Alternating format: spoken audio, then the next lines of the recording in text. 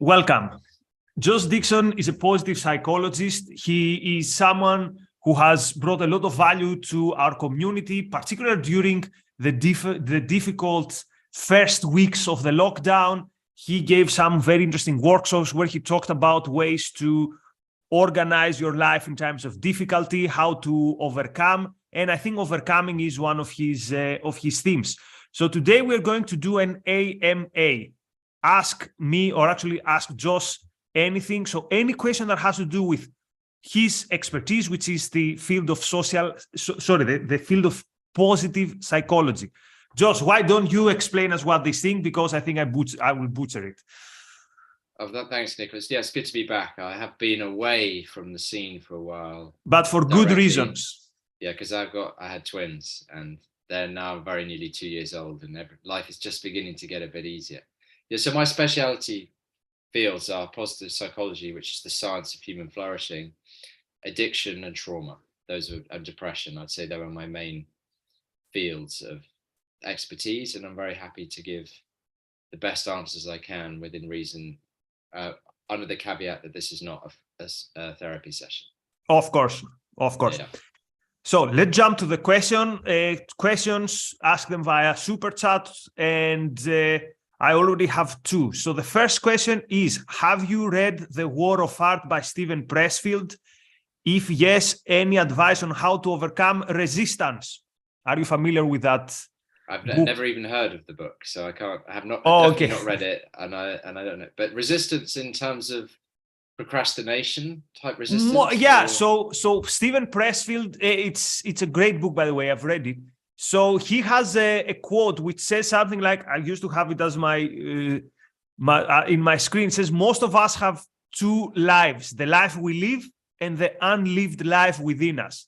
Between the two stands resistance. So he calls resistance when you know you have to do something, when you know it will be good for you, and yet for some reason you don't do it. And particularly it's very powerful when it comes to your calling. So resistance is not, oh, I'm bored to do the Excel.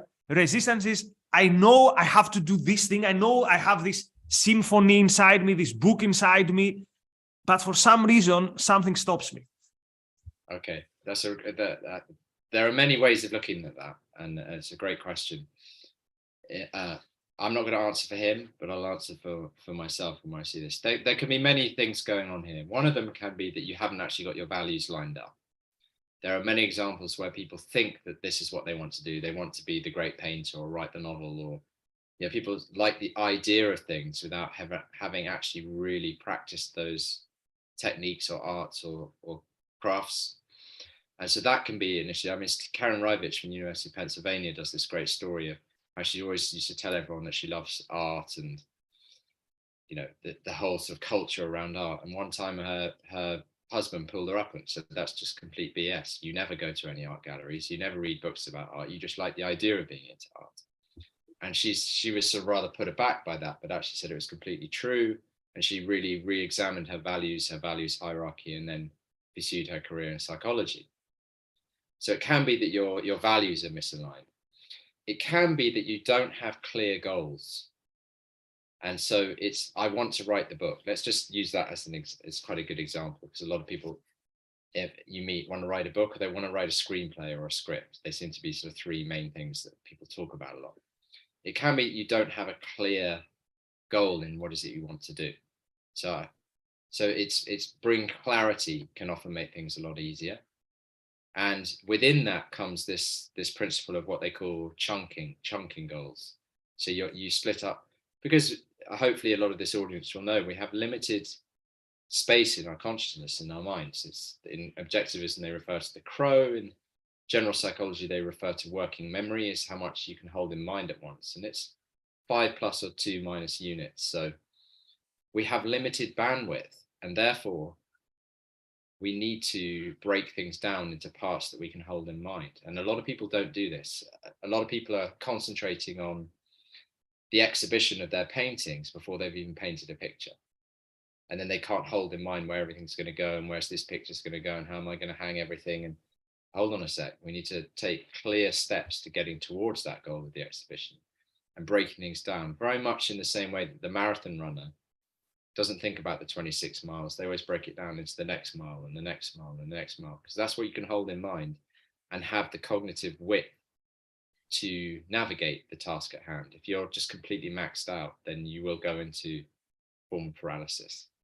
So that can be something. It can be a technical issue that I'm not able to break down, to have clear specific goals and break those goals into sub goals that allow me to get to my target. And then finally, it can be also an element of procrastination and boredom around something. It can be, and I know we've discussed this in the past, it can be just changing. There's this law called Parkinson's law, which is the amount of time to do something is directly related to how much time you allocate to it. And I use this example. Let's say you asked me to write a paragraph on what I got from objectivism. Say that was something I had to do for the ARU. And it had to be in on Sunday evening. And I'm like, okay, I've got all weekend to do that. Generally, it'll take me all weekend to do that, even though it should only take 5 minutes. Whereas if I say I make a specific task, okay, I'm going to do that at 9:30 tomorrow morning, and I have to have it done by 9:45, I'll do it. Because what I'm doing there is I'm raising the challenge. And what does raising a challenge of a situation do? It heightens anxiety, and anxiety generates focus.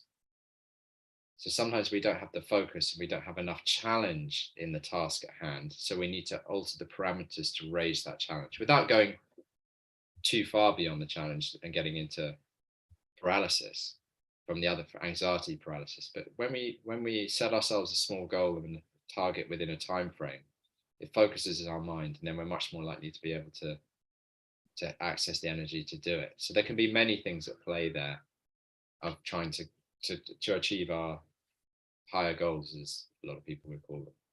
This reminds me, sense? Yeah, it makes sense. And it reminds me the notion of the flow, which is something that I learned from you. And I read the book by Csikszentmihalyi. Yeah. So, and you said that when you have something which is not very demanding, I will use the example of the Excel sheet, put a time frame on how you do it so that it becomes a challenge. So something should not be very, very easy, but also something should not be impossibly difficult. So I was thinking about this. So I'm doing a one-on-one classes, boxing classes with someone who is a former champion. And we have been sparring every now and then. In 6 months, I haven't landed a single punch. Not a single one. I've gotten a lot of punches. I haven't managed to land not one single punch. And at some point, it becomes a bit demotivating because it's the level of difficulty. And actually, I know that if we still do it for 6 months, odds are I still won't land a single punch because this guy, my teacher, is literally a champion. So in order to get to a flow, in order to get to the zone, it has to be something which is challenging, but also you can do it if you put your best, if you put your best self. So what you said reminded me this idea of the flow. And that's that particular thing you're talking about within flow research and the subject of flow is what we call the skills challenge balance. You have to be in that sweet spot between your abilities and the challenge at hand. If it's too challenging, you'll become paralyzed by anxiety. And if it's too easy, you become bored and unable to focus. So you've got to find that sweet spot. Good. Let's move with the questions. Thank you very much, by the way, Jonathan. Thank you very much, Marilyn. Thank you very much, David. You're very kind with your contributions, but also remember, you can ask questions. So another question from one of our friends. Some of your favorite positive some of your favorite positive psychology exercises or tools or concepts? ? So give us some of your favorite exercises, tools, or concepts. That is a good question. I would say that I really like the new approach to gratitude that has flooded the market. For a long time, people would write gratitude lists, and they would write at the end of the day 3 things they're grateful for and why. And it kind of works. But most people I speak to, in my own experiences, it kind of wears off. It's not fully satisfying. It does something, but not enough. And I got this from Andrew Huberman, who was referencing a paper that came out last February, that actually we'd be doing gratitude all wrong. How we should be practicing gratitude is actually focusing on a time when someone was grateful for you. And you write about that experience. And then, it's one of those things that you think, and then actually it's really obvious when you think about it, because what you're connecting to is generally a sense of self-esteem and pride.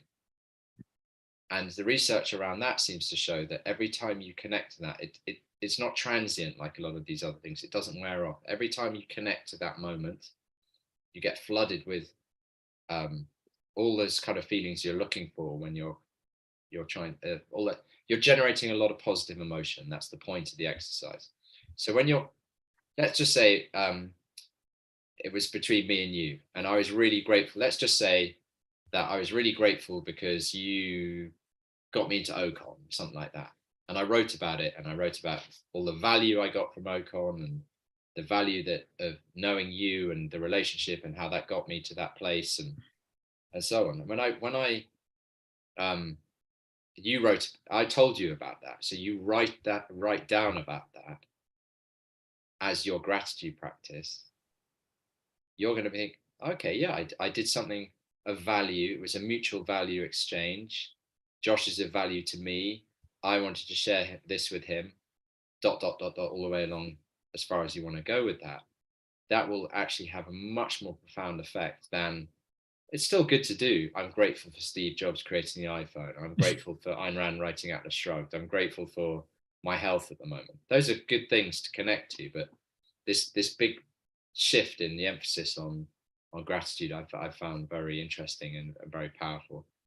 I think another one that's a really powerful exercise is, and it directly shows the relationship between value judgments and emotion, is a technique called savoring, where you really savor a memory. You could savor a memory from the past.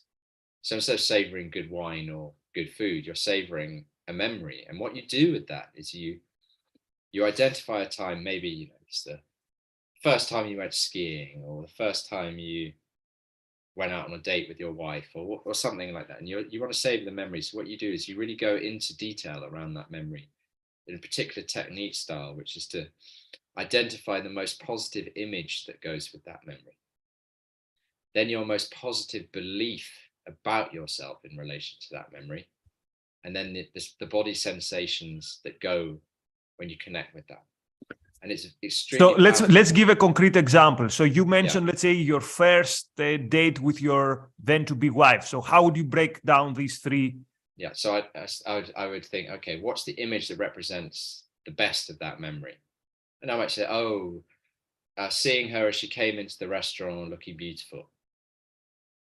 And then, what's your most positive belief about yourself? I'm loved, or I can love, or I can value. Maybe something along whatever it is for you.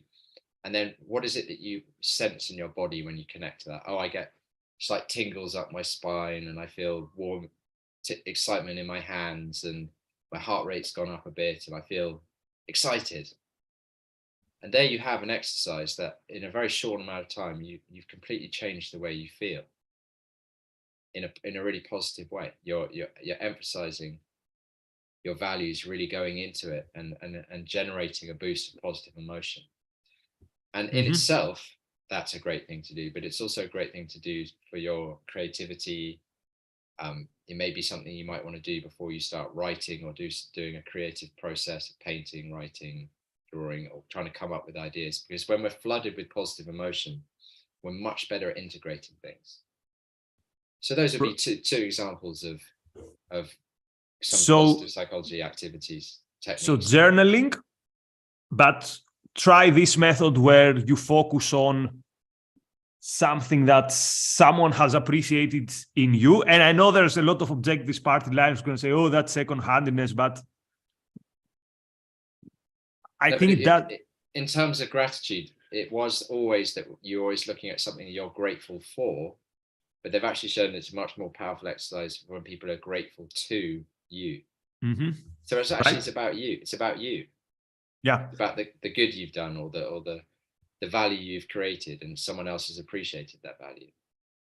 And the second is savoring a memory and trying to remember what it was, like you picture it, how it made you feel, and what's the sensation that you are experiencing. Not how it made you feel. It's identifying the most positive image and your most positive belief about yourself. Belief about yourself. So how did it make you feel about yourself? No, now, when you connect to it now. It's always about now. So when I connect to that image, what's my most positive belief about myself now? Okay. Yeah. And then all those great sensations that come from it. Let's proceed because we have more questions. Thank you very, very much, Sosbot.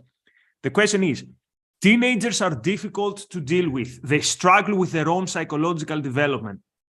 How much of that difficulty is due to hormones and how much is due to education or cultural influences?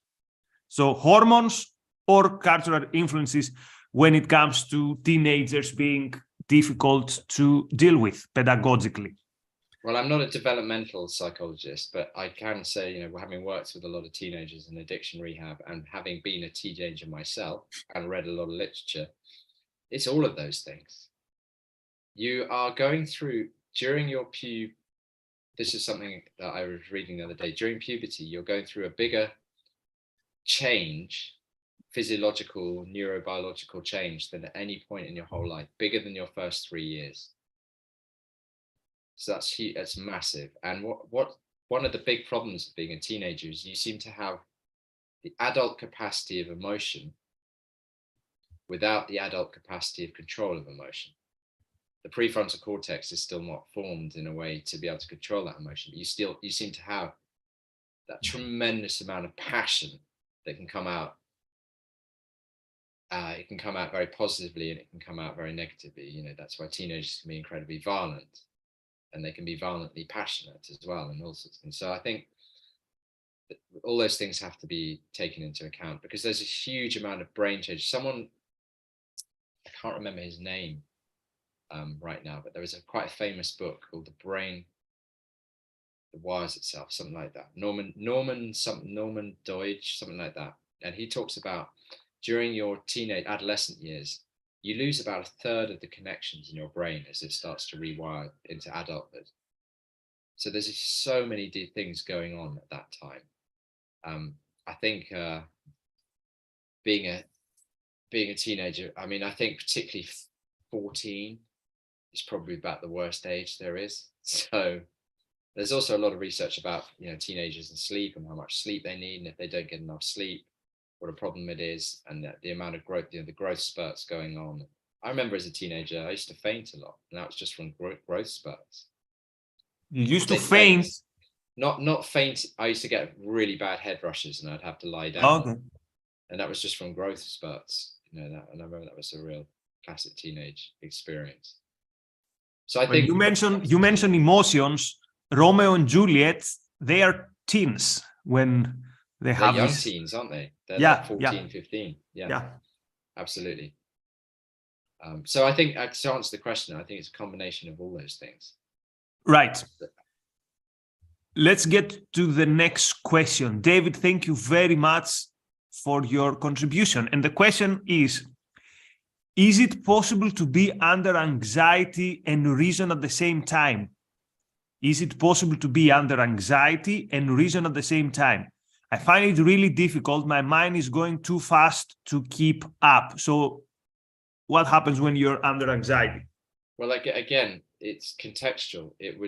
You can have mild anxiety and be super focused and super able to make decisions. And we often talk about in psychology this term of being within your window of tolerance. Sorry, for our friends and myself, actually, when we say anxiety, can you define what it is and how it's different from, today I'm stressed, I have to give a talk? Well, I would never use that term. I'd always say that how anxious you are. And anxiety is caused by being flooded with norepinephrine in the brain. And it just depends on the level and the amount that is being released is determining whether you can focus, because it is a focusing neuromodulator as much as anything else.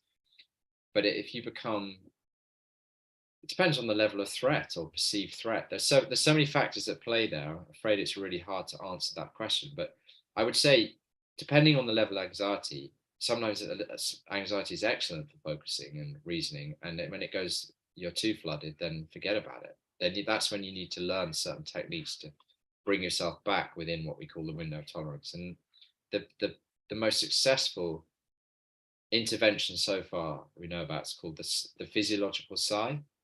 And to reduce anxiety levels in the quickest amount of time, what you do is you take in as big a deep breath as possible, pause at the top, and then take it even more, and then breathe out. Do that a few times, and that will reduce your anxiety faster than anything else. And it's to do with giving a double signal to the lungs to release more CO2, which is one of the causes and build-up of anxiety. Because when we get anxious, our breathing gets very dysregulated and shallow, and then that causes build-ups of CO2 and so on. So the physiological side, Google it. It's the most effective method of reducing anxiety that I know about and many people know about at the moment.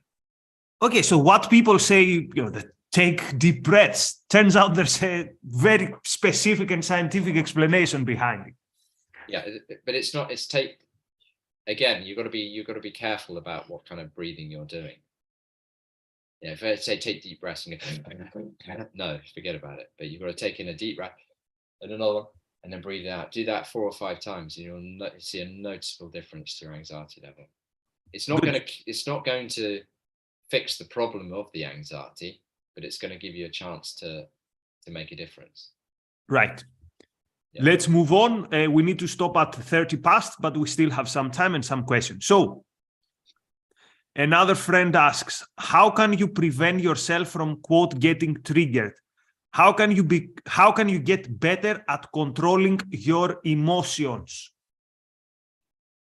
There's a lot there, but if we just start with being triggered, again, one would be remove yourself from the environments that trigger you. I know it sounds really obvious, but that could be one. Another one could be learning specific techniques to reduce your emotional response in the moment. So, for example, like the physiological sigh, things like coherent breathing, where you're bringing balance to your sympathetic and parasympathetic nervous system. So that's breathing in for 5 seconds and breathing out for 5 seconds through your nose. That's the optimal breathing rhythm. Six breaths in a minute. That'd be one way of doing it. One would be to, well, you're really asking what are all the resilience tools that are out there, and there are so many. Certain mindfulness techniques, allowing yourself to form a sort of third-person perspective of what's going on, imagining you're on a train looking through the window, what's happening. There's all sorts of techniques. Wearing an elastic band around your wrist and pinging it to bring you back into the present, clapping your hand, drinking some water. Those would be all sorts of in the moment techniques that you can use to lower your capacity for being triggered. And then there are re-evaluations of situations can have. So you want to have a bunch of techniques that you can use in the moment, and then you want to be doing sort of deeper work outside of that. It's a bit like what techniques do we have playing sport? Well, we have to play the sport, we have to train, we have to do gym, and the same thing applies to the mind. We have to practice as well. So a good meditation practice can be really helpful. Again, as long as it's a sort of one of the more sort of evidence-based mindfulness practices, as opposed to some kind of more woo-woo form of meditation. Mm-hmm. And okay. then another really simple thing, make sure you're well hydrated and you've had good sleep. They were 2 of the most important things. Right. Sleep could be the focus of a whole episode. Okay, penultimate question. We have 4 more minutes. So Rat Lover asks, and thank you for your contribution. I think dealing with anxiety is very tough. Coherent breathing is a great idea. Also thinking to yourself, if my feelings could talk, what would they say? I think can help. So naming your feelings, Josh, is that something that you'd find useful? I'm not quite sure what that means, naming your feelings. If you're naming the anxiety, then that's my emotional response. I think it's really important just to really look at under the hood of what is it I'm anxious about? Is it a rational or irrational fear? What can I do about it? Do I have the full context? That's usually what is at play when people are anxious. They don't have the full context. And when you're able to get to the full context, either through careful evaluation, sometimes through therapy with someone else to help you get there, that's something we need to look at. But we always have to look at the cause of the anxiety. A lot of people just sort of will say to me, I'm really anxious, without understanding why they're anxious, or that all of our emotions are due to prior value judgments. So we have to look at those. What are my value judgments, and is there anything I can do to work with those? So a lot of CBT is excellent for that. Thank you very much, Maria-Hélène. We really appreciate always your contributions. Last question, unfortunately, no more time. So you mentioned meditation. What's your opinion on guided meditation? So most people, the way they do meditation is they download an app like Calm or Headspace, and it has guided meditation. And the question is, can you really meditate and achieve the benefits of meditation where someone is talking to you? So isn't it a bit like you're consuming content like a podcast at the end of the day? I personally much prefer guided meditations to the other forms of meditation. Meditation or mindfulness is all about awareness, and it's about increasing. Either one of the key takeaways from a good meditation practice is improving your focusing skills, and listening to a guided meditation is one form of doing that. It's listening and really taking on board what they're saying. Sometimes it's this, if you're looking to be calm, sometimes someone else's voice can be very calming. It really depends on your goal and type of guided meditation as well. Is it a body scan? Is it something that's looking at the nature of your thoughts? Is it something that's about trying to relax all your muscles? So again, what's my goal? And then what's the tool I want to use to achieve that goal? That's the way around I look at meditation and the different forms of meditation. But I find a lot of value in guided meditation, 100%. Just depends on what my goal is. All right. That's actually helpful. So, Josh, I want to thank you for this 30 minutes that you gave us, because there was some good content. Personally, what I'm taking away from this. So meditation and journaling are the two things that I've never been able to stick with.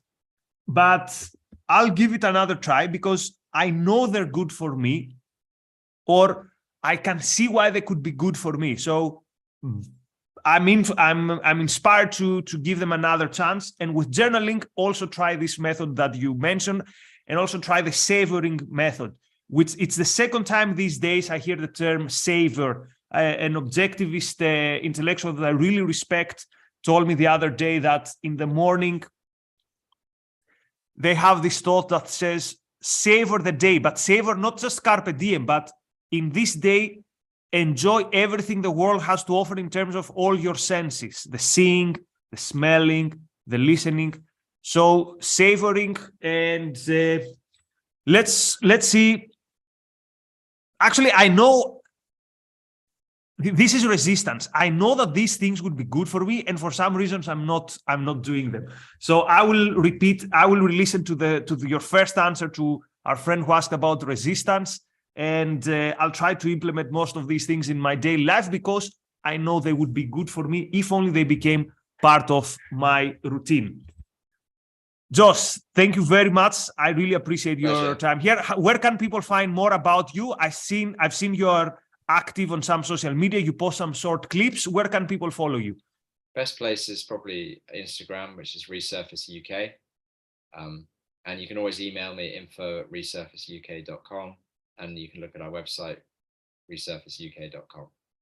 Good. So let's put Resurface also at the description of the video, so people can follow Josh. Thank you very much, Josh. Thanks, everyone.